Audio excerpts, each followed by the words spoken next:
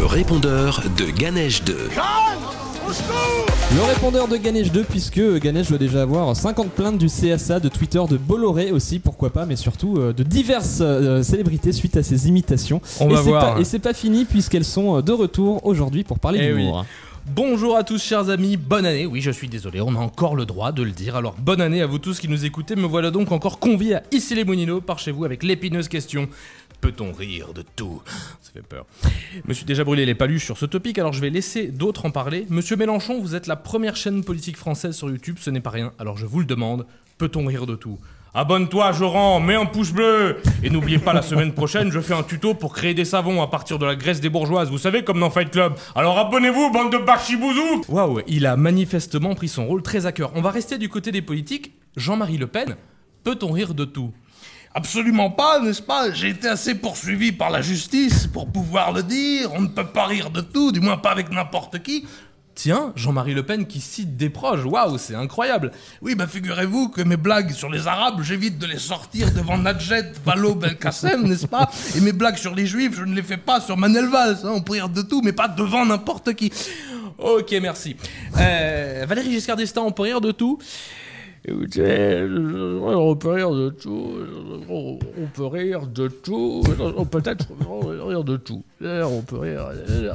Ouais, je voulais placer Valéry Giscard d'Estaing parce que on ne sait jamais. On va demander à Alain Finkielkraut, peut-on rire de tout?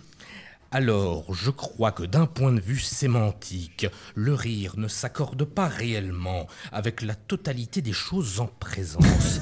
Qu'elles fussent drôles ou non, je crois pour ma part qu'il y a des choses, pour ainsi dire... On comprend rien, Alain. Taisez-vous! Taisez-vous! Taisez-vous! Waouh, ils sont vraiment vénères à l'Académie française. On va demander à des vrais humoristes. Elie Semoun, peut-on rire de tout? Non, je crois bien que ce n'est pas possible, mon petit bonhomme, on ne peut pas rire de tout. Mais pourtant, vous avez longtemps travaillé avec... Chut, il faut pas dire, c'est comme vol au vent dans Harry Potter. Non, par contre, je fais toujours les mêmes personnages homophobes et misogynes dans mon spectacle, tu veux des places? Il faut quelqu'un de vraiment concerné. Francis Kunz, vous écrivez pour Groland, vous pouvez rire de tout. Non, le problème c'est que maintenant on peut plus rire de Bolloré, donc on ne fait plus que des blagues de cul. C'est vrai que les nazis me manquent un peu. Les blagues sur les nazis? Non.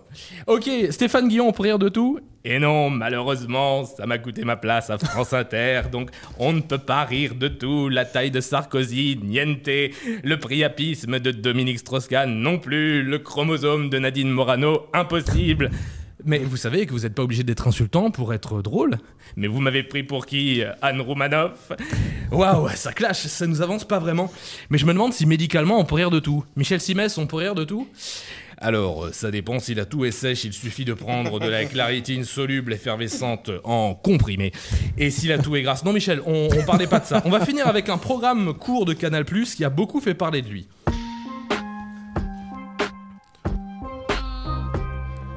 Hé Gringe, tu crois qu'on peut rire de tout? Non, j'ai la flemme.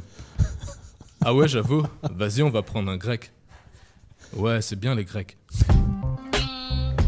Ok. Voilà, donc à la question peut-on rire de tout? J'espère que vous avez au moins rigolé à ma chronique. Bonne année. Merci Ganesh et merci à tous tes invités. François Rollin, on vous a vu abasourdi peut-être par les voix de Ganesh 2. Il y en a une ou deux que je corrigerai un peu. Je ferai le Giscard un peu plus grave et le Guillon, en revanche, un peu plus aigu.